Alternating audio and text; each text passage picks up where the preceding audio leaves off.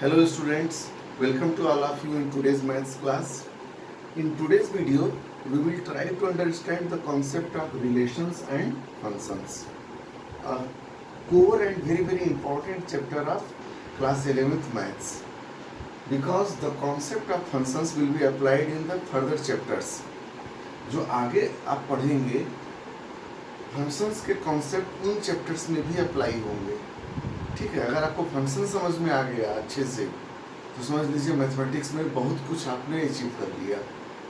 और यह स्टूडेंट्स और टीचर दोनों के लिए चैलेंजिंग होता है, स्टूडेंट के लिए समझना और टीचर के लिए समझाना. तो आइए इस चैलेंज को हम लोग एक्सेप्ट करें और मैं आपको पूरा भरोसा दिलाता हूँ कि आप इसको बहुत इंटरेस्टिंग तरीके से इसके कॉन्सेप्ट को आप ग्रेस्प करेंगे.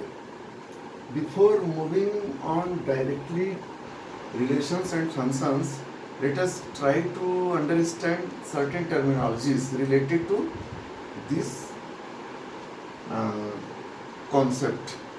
तो इसमें पहली टर्मिनोलॉजी है ऑर्डर्ड पेयर्स.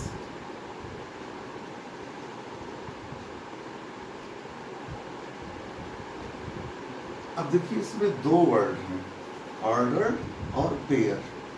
पेयर से तो समझ में आ रहा है कि कम से कम दो एंटिटी होंगी, कोई two numbers, two entries, two elements, two expressions, कुछ भी हो सकता है इस तरह से. और ऑर्डर्ड का मतलब कि the appearance of these two entries will be in fixed sequence one after another, not randomly. जो दो एंट्री या दो नंबर या दो एलिमेंट होंगे वह एक के बाद दूसरे आएंगे, तो उनके आने का जो सीक्वेंस होगा, क्रम होगा, वो फिक्स होगा, उसको हम बोलेंगे ऑर्डर. ठीक है, ऐसे आप समझिए कि late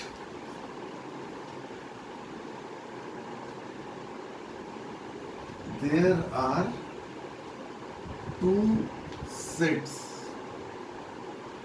A and B.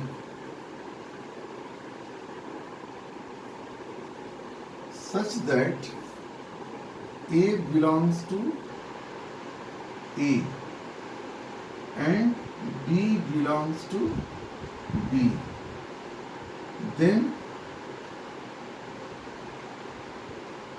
A comma B is an ordered pair. Then A comma B is an ordered pair, A order pair. अब देखिए यहाँ पर जो पहले एंट्री है वह ए से है और दूसरी एंट्री सेट बी से है. लेकिन अगर हम यह लिख दें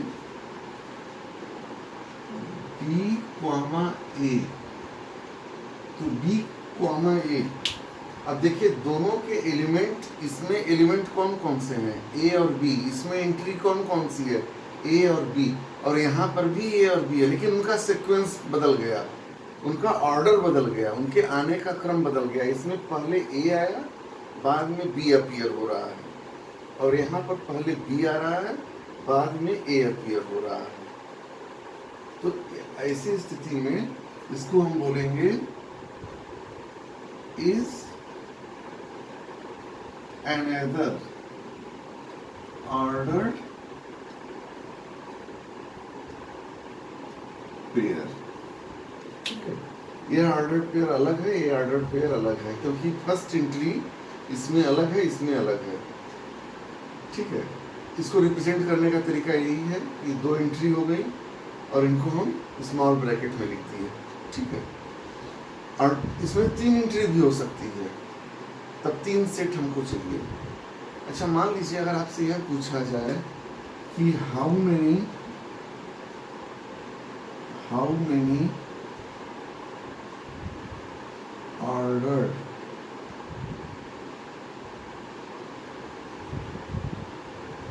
are possible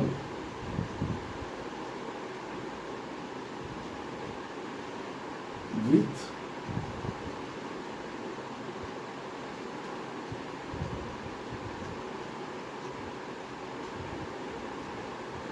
two elements 1, 2. How many ordered pairs are possible with two elements 1, 2? कितने ऑर्डर पेयर बन सकते हैं 1, 2 से?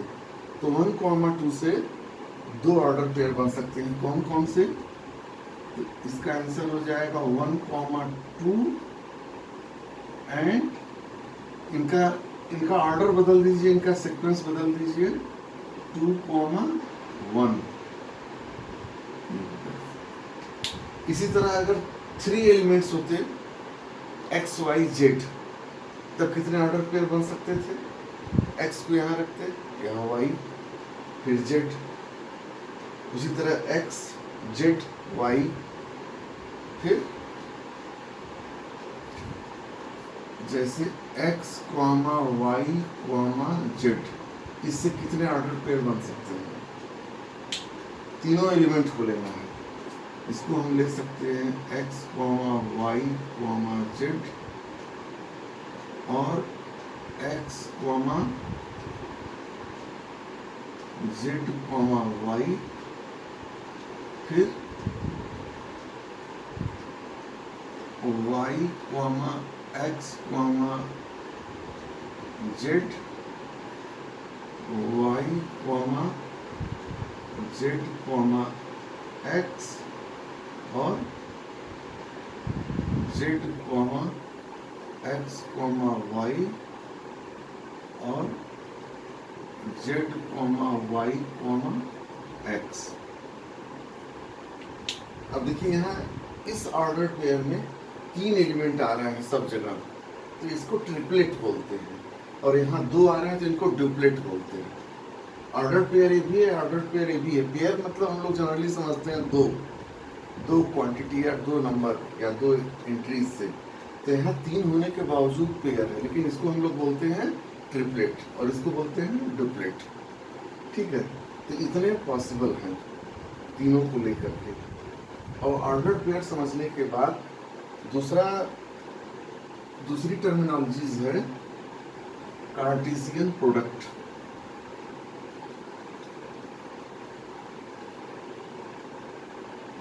कार्टेशियन प्रोडक्ट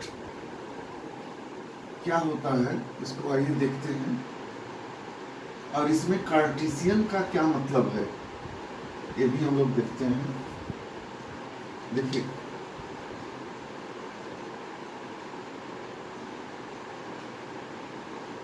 कार्टेशियन प्रोडक्ट, इसमें भी 2 वर्ड है, पहला कार्टेशियन, दूसरा प्रोडक्ट। कार्टेशियन का मतलब क्या है? देखो, the term Cartesian is closely related to coordinate geometry and what is the actual meaning we will explain after some time. And product आप जानते हैं कि जैसे 2 और 3 का प्रोडक्ट एक ऑपरेशन है मल्टीप्लिकेशन, उससे हमको कुछ नया चीज मिल गया 6। तो कार्टेशियन प्रोडक्ट में क्या होता है, ऑर्डर्ड पेयर अगर मान लो कोई 2 सेट आपको दिए गए हैं, ठीक है, फॉर एनी 2 फाइनाइट सेट्स। ये लिखने के क्या मतलब है फाइनाइट सेट्स? आप जानते हैं सेट्स में एक्सप्लेन किया गया है कि जो उसके नंबर ऑफ एलिमेंट्स हैं सेट के, वे फाइनाइट हैं, वे काउंटेबल हैं। तो for any 2 finite sets A and B such that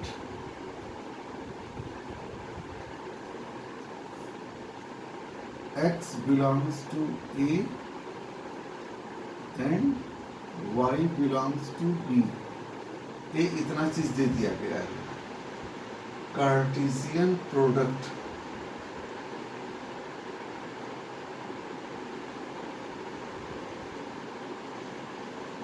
A cross B,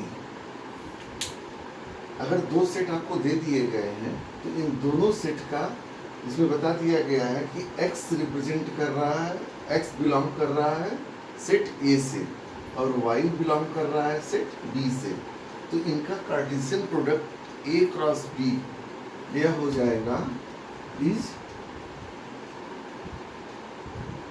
the set of all possible ordered pairs. Set of all possible ordered pairs of A cross B. तो इसका मतलब क्या हुआ A cross B में? अब यहाँ आप समझ लीजिए, यह हो जाएगा कि जैसे let A is equal to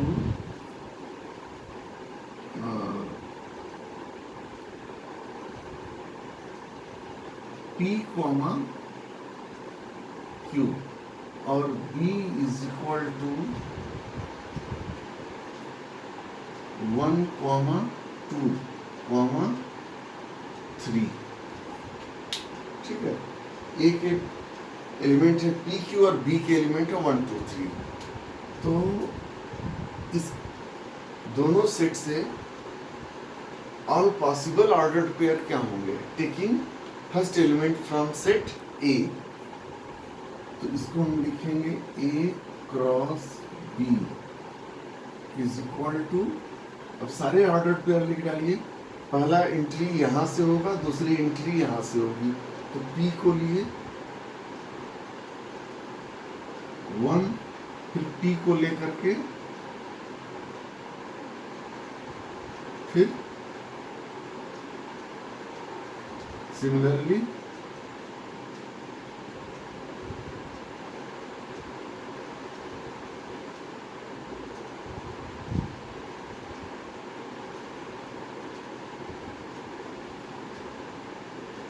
देखिए, जब तक आप कर्ली ब्रैकेट नहीं लगाए थे तब तक आपने केवल ऑर्डर्ड पेयर लिखा था, लेकिन जैसे ही कर्ली ब्रैकेट आपने लगा दिया तो रिप्रेजेंटेशन ऑफ सेट में आपको बताया गया था, method of representation of set में, कि जैसे ही आपने कर्ली ब्रैकेट लगाया यह पूरा सेट को रिप्रेजेंट करने लगा. और ये जो ऑर्डर्ड पेयर हैं यह इस सेट के एलिमेंट हैं. तो कार्टेशियन प्रोडक्ट क्या हो गया, कार्टेशियन प्रोडक्ट किसका नाम है, सेट का नाम है. और उस सेट के एलिमेंट क्या होंगे, ऑर्डर्ड पेयर. कौन से ordered pair, all possible ordered pair A cross B. लेकिन अगर बी क्रॉस ए होता है यही, तो यह दूसरा हो जाता है B cross A. B cross A में पहली एंट्री बी से होती और दूसरी एंट्री ए से होती, और सारे ऑर्डर्ड पेयर को लिख करके कर्ली ब्रैकेट लगा देते हैं, यानी सेट बन जाता है. ठीक है, जैसे ये क्या होता, पहली entry first entry from set B, तो 1 कॉमा पी 1 कॉमा क्यू. हमने एक एलिमेंट लिया पहला यहाँ से और इसके साथ ऑर्डर पेयर बना लिया. फिर दूसरा एलिमेंट लीजिए, पहली एंट्री सेट बी से 2 comma P and 2 comma Q, 3 comma P और 3 कॉमा क्यू. एक कार्टेशियन प्रोडक्ट B क्रॉस ए हो गया, इसको पढ़ेंगे Cartesian product A cross B and Cartesian product B cross A. यहां से लेकर के ये बन गया. ठीक है, तो is the set of all possible ordered pair of A cross B. इसको हम बोलेंगे Cartesian product of two sets. ठीक है, अब ये तो हमको समझ में आ गया कि कार्टेशियन प्रोडक्ट लिखा कैसे जाता है. इसमें कार्टेशियन का क्या मतलब है, इसको आइए समझने की कोशिश करते हैं. What is the meaning of Cartesian.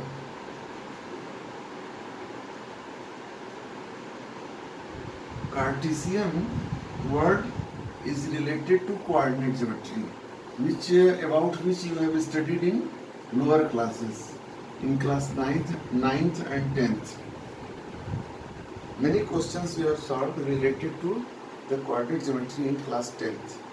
Okay, Cartesian, actually what happens, approximately in the year of 1630 के आसपास एक फ्रेंच मैथमेटिशियन और फिलोसफर थे रेने डेकार्ट।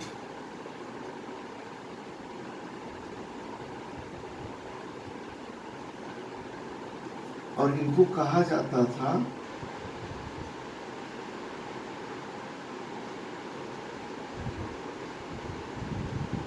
इनको कार्टेशियस भी कहा जाता था। इन्होंने सबसे पहले ज्योमेट्री में अलजेब्रा को मिक्स किया और उस ज्योमेट्री अलजेब्रा से मिक्स होने के बाद ही कोऑर्डिनेट ज्योमेट्री का इन्वेंशन हुआ। उन्होंने क्या किया कि एक तरीका दिया कि how to represent a point in a plane, किसी पॉइंट को किसी प्लेन में कैसे रिप्रेजेंट किया जाता है, रेने डेकार्ट ने किया था। एक्चुअली हम लोग डिटेल में जब कोऑर्डिनेट ज्योमेट्री का वीडियो बनाएंगे तब आपको वहाँ पे डिटेल में बताएंगे।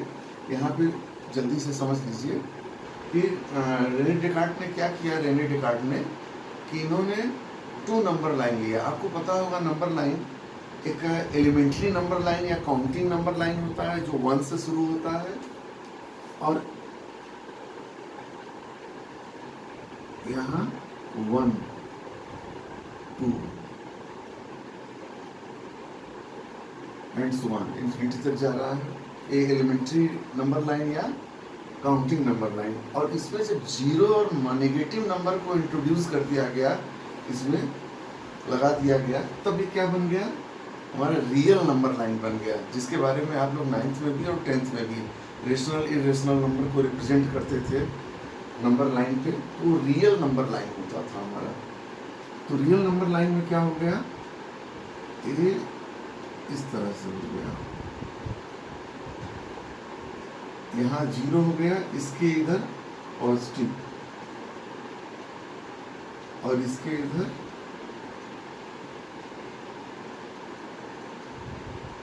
इस तरह से, एक प्लस इन्फिनिटी की तरफ या माइनस इन्फिनिटी की तरफ, ये नंबर लाइन हो गया। तो रेने डेकार्ट ने 2 नंबर लाइन लिया और एक नंबर लाइन को हॉरिजॉन्टल रखा और दूसरे नंबर लाइन को वर्टिकल रखा, और दोनों नंबर लाइन इस तरह से इंटरसेक्ट कर रही थी कि उनका जो पॉइंट ऑफ इंटरसेक्शन था वो कोइंसाइड किया दोनों नंबर लाइन के 0 से। आपको आइडिया लग गया होगा किसकी बात हो रही है।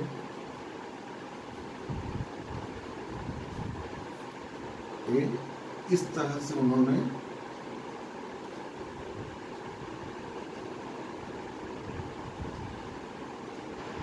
ठीक है, ये 0 था, ये नंबर लाइन है। तो इसी हॉरिजॉन्टल नंबर लाइन को हम लोग एक्स एक्सिस करने लगे और वर्टिकल नंबर लाइन को वाई एक्सिस करने लगे। ये एक्स और ये वाई, बाई कन्वेंशन परंपरा में ये एक्स हो गया, ये वाई हो गया, ठीक है। नॉर्मली हॉरिजॉन्टल नंबर लाइन को एक्स और वर्टिकल को वाई। तो इसको बोला गया कि कोऑर्डिनेट प्लेन, और ये इनफाइनाइटली एक्सपेंड कर रहा है, तो इसको बोला गया कोऑर्डिनेट प्लेन या कार्टेशियन प्लेन या एक्स वाई प्लेन, तीनों नाम कहा गया, इसको दिया गया। तो कार्टेशियन प्रोडक्ट इसलिए इसका नाम रखा गया A क्रॉस B के सारे ऑर्डर्ड पेयर को, क्योंकि उनको हम रिप्रेजेंट कर सकते हैं इस प्लेन में। ऐसा क्वेश्चन एग्जाम में पूछा जा सकता है आपके 11th क्लास के मैथ के पेपर में, जहाँ वैल्यूएशन है, कंपटीशन नहीं है, वहाँ पूछा जा सकता है। रिप्रेजेंट ऑर्डर्ड पेयर इन ग्राफिकली रिप्रेजेंट। तो इसका मतलब क्या हुआ, जैसे मान लीजिए एक सेट ए है 1, 2 और दूसरा सेट बी है 4, 5। तो A क्रॉस B क्या होगा, अब आप बड़े आराम से बता सकते हैं। 1, 4, 1, 5, similarly 2, 4 and 2 A cross B हो गया। अब इस ये है क्या, एक क्रॉस बी कार्टेशियन प्रोडक्ट है ऑल ऑर्डर्ड पेयर का। अब इनके ऑर्डर्ड पेयर को अगर आप ग्राफिकली रिप्रेजेंट करना हो तो जो फर्स्ट एंट्री है उसको हम एक्स एक्सिस से रिप्रेजेंट करेंगे और सेकेंड एंट्री को वाई एक्सिस पे रिप्रेजेंट करेंगे। तो यानी हमको ये सब क्या मिल गए, एक ये अलग अलग 4 ऑर्डर्ड पेयर है, 1 2 3 4। तो ये चारों ऑर्डर्ड पेयर एक 4 पॉइंट के कोऑर्डिनेट्स हैं। कहाँ पे, कार्टेशियन प्लेन में, इसीलिए इनको बोला गया कार्टेशियन प्रोडक्ट। तो 1 4 आप रिप्रेजेंट कर सकते हैं, 1 5 आप रिप्रेजेंट कर सकते हैं एक्स एक्सिस के अलाउंग 1 यूनिट और वाई एक्सिस के अलाउंग 4 यूनिट। मान लीजिए यहाँ आ गया तो यह पॉइंट आ जाएगा ए, यहाँ 1 4। इसी तरह 1 और 5, ये मान लीजिए 5 है ए, तो ये हो गया आपका 1 4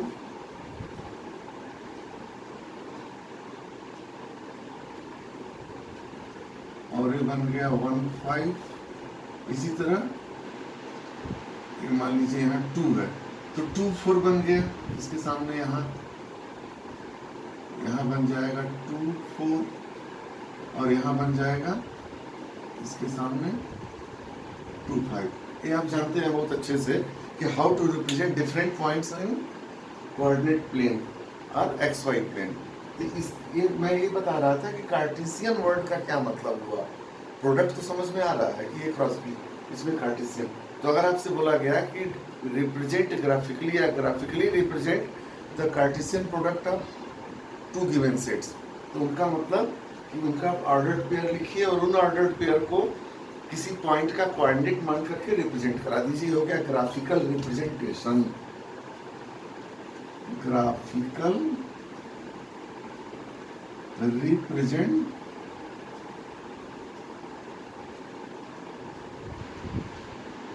graphical representation of Cartesian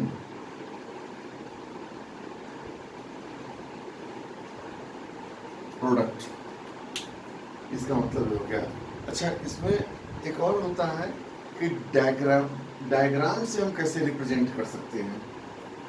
तो डायग्राम से रिप्रेजेंट करने के लिए इसको ऐसे समझिए,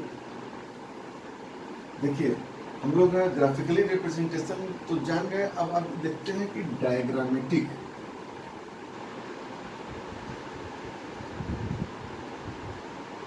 डायग्रामेटिक रिप्रेजेंटेशन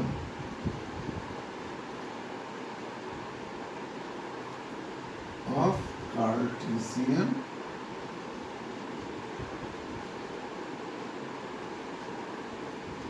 प्रोडक्ट। इसका मतलब हो गया यहाँ सेट ए 1 2 और बी 4 5। तो ये क्या हो गया हमारा ए 1 और 2 और ये क्या हो गया बी 4 और 5। तो 1 4 और 1 5 और उसी तरह से बस एक डायग्रामेटिक रिप्रेजेंटेशन है।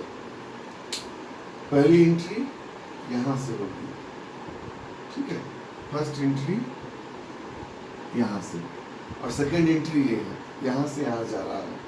तो एक डायग्राम के हिसाब से इस तरह रिप्रेजेंट किया जाता है।